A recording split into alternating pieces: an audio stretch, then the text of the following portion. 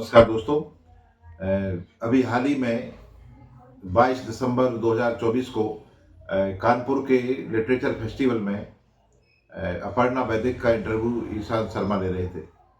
अपर्णा वैदिक तथाकथित एक इतिहास की प्रोफेसर हैं, इतिहासकार कहें उनको।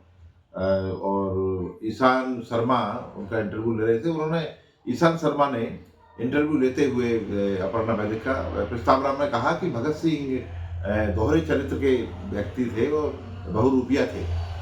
तो दोस्तों ये हमारे देश के शहीद आजम जिन्होंने अपनी बलिदान देकर भी देश को आज़ादी दिलाई, भगत सिंह का एक बड़ा अपमान है ये।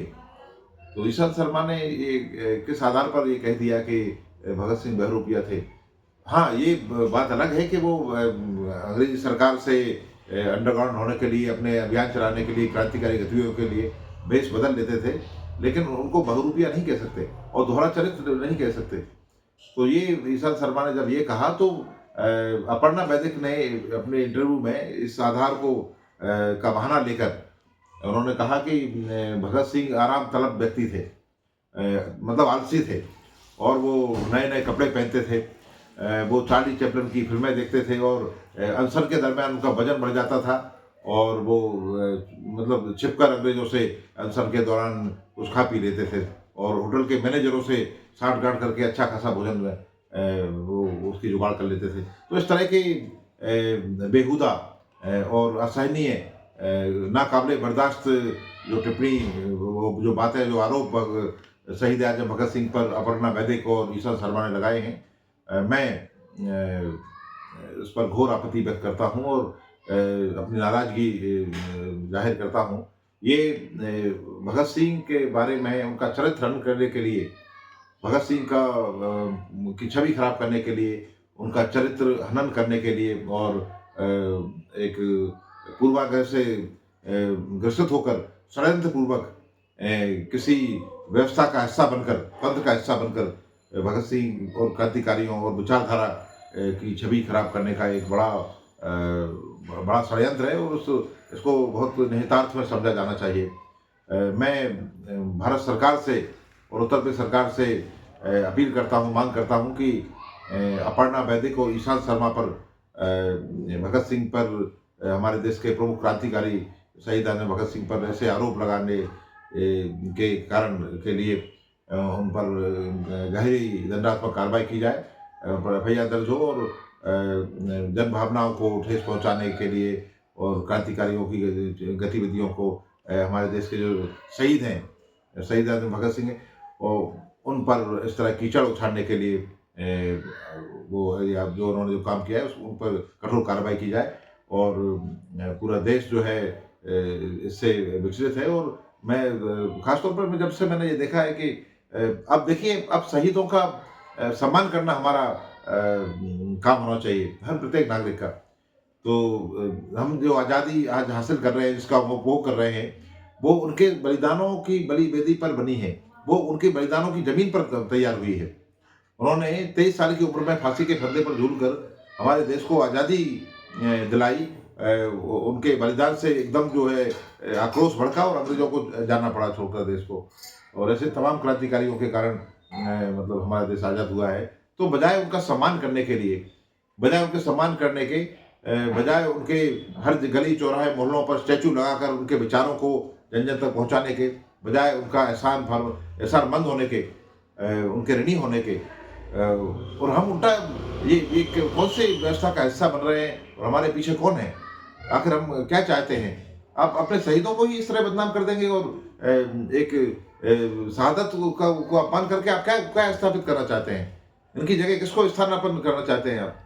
तो मैं बहुत आपत्ति व्यक्त करते हुए और काफ़ी मतलब मुझे बहुत पीड़ा पहुंची इस बात से, और न केवल मुझे बल्कि देश भर में एक गहरा आक्रोश है कि ये कैसे, किस आधार पर उन्होंने इस तरह से, जबकि सारे के सारे आरोप बेबुनियाद हैं और ऐसा कोई वो बनता नहीं है कि उनको कह देंगे आप जो है वो कहाँ, मतलब दोहरा चरित्र कहाँ हुआ उनका, कहाँ बहुरूपिया हुए वो, कहाँ आप उनको कहते हैं कि आप जो है अनशन के दरमियान आपका वजन बढ़ गया था। जबकि दोस्तों जब अनशन उनका हुआ था, लाहौर जेल में वो कर रहे थे, तब जवाहरलाल नेहरू उनसे मिलने गए थे उस दरमियान, तो उन्होंने खुद लिखा है कि उनको वो कमज़ोर लग रहे थे और भगत सिंह ने खुद एक बार शिकायत की थी कि हमें जो है ना जो उन्होंने सर भी इसीलिए किया था कि उनको पर्याप्त अच्छा भोजन उससे पहले उनका मिला करता था, राजनीतिक बंदी की तरह वो बंद कर दिया था और उनको आम बंदी की तरह भोजन दिया जा रहा था। खराब क्वालिटी का खाना देते थे और साथ-साथ में उनकी जो माँगें थी किताबें देने की, पत्रिकाएँ देने की, लेखन सामग्री देने की, इतिहास देने की, कविताएँ और उपन्यास वगैरह।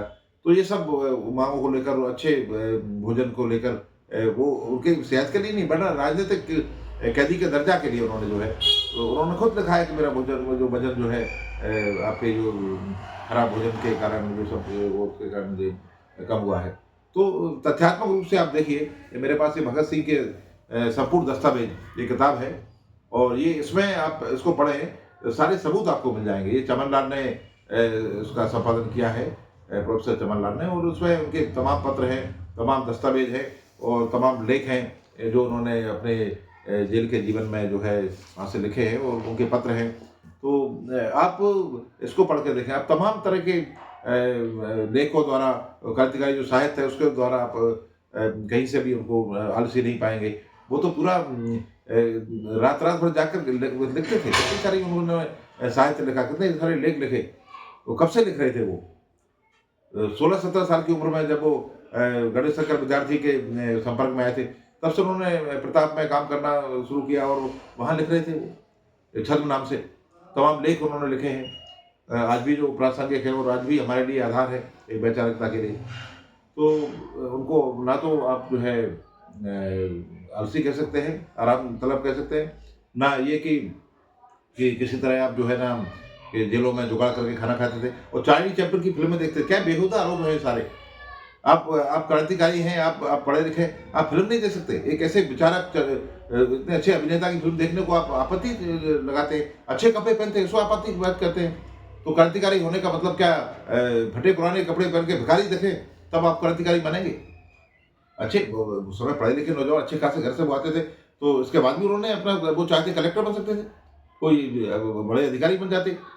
पढ़े लिखे थे और उनके पास उनका जो है समृद्ध परिवार था, इसके बाद भी उनके परिवार में शहादत और क्रांतिकारियों का इतिहास रहा है।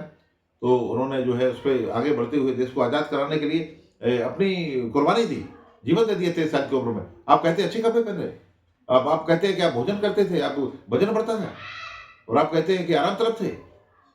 ये जो है अपर्णा वैदिक को और ईशान शर्मा को ये माफ़ नहीं किया जा सकता। उनके और ऐसी विचारधारा को ऐसी इस तरह के जो है षड्यंत्रपूर्वक जो है शहीदों को बदनाम करने की जो साजिश है उसको हमें नाकाम करना होगा और किसी भी तरह से आप आखिर अपने शहीदों को उनकी छवि धूमिल करके आप क्या स्थापित करना चाहते हैं उनकी जगह? ये निहितार्थ हमको समझना पड़ेगा। तो बहुत हमें पीड़ा पहुँची और इसके हम खिलाफ हैं और शहीद राजा भगत सिंह ने कहा था कि आज़ादी के बाद भी वो लिख गए हैं कि ऐसा ना हो कि अंग्रेज तो जाएँगे ही जब हमारा इतना बड़ा ये हमारा बलिदान होगा और तमाम क्रांतिकारियों का बलिदान और ये उग्र आंदोलन हो रहा है, उनको जाना पड़ेगा, इतना तेज़ हो जाएगा। लेकिन वो बहुत दूरदर्शी थे और कहते हैं कि ऐसा ना हो कि जब आज़ादी के बाद भी जनता का शोषण जारी रहे। यदि ऐसा हुआ तो माना जाएगा कि गोरे अंग्रेज चले गए और काले अंग्रेजों का राज आ गया। तो ये कब माना जाएगा कि यदि जनता का शोषण होता रहे। और तमाम तरह के विभाजनात्मक मुद्दों में जन मुद्दों से ध्यान भटका कर आपको इस तरह के ये सब आप साजिशें रचेंगे, तो सारी की सारी पोल जो पहले ही वो भगत सिंह खुल गए हैं। तो ऐसा तो नहीं है कि मतलब उनको ना पढ़ें या उनके विचारों से और जन मुद्दों से जबकि वो भगत सिंह का रास्ता तमाम हक मांगने वालों के लिए उनका एक मार्ग है। वो उनको ताकत देते हैं।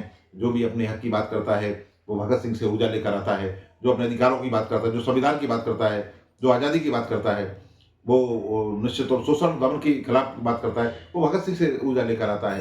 तो ऐसा तो नहीं कि कोई दिक्कत हो रही है तो भगत सिंह को ही बदनाम कर दो, उनको झूठा साबित कर दो, उनको ही कुछ उल्टा-सीधा बता के जनता में ऐसा पैदा करो उनके प्रति एक तरह का जाल बनाओ, जिससे कि जो है उनका ही नाम धूमिल हो जाए, फिर कुछ और उनकी जगह स्थानापन्न कर दें, कुछ और ऐसे अनजाने किसी को भी बिठा के वो करें। तो इस बात को साजिश को समझना होगा, हम इसका विरोध करते हैं तो भगत सिंह के नाम को खराब नहीं होने देंगे और ना ही उनके खिलाफ कोई साजिश को, कोई हमले को बर्दाश्त किया जाएगा। बहुत बहुत धन्यवाद दोस्तों। नमस्कार।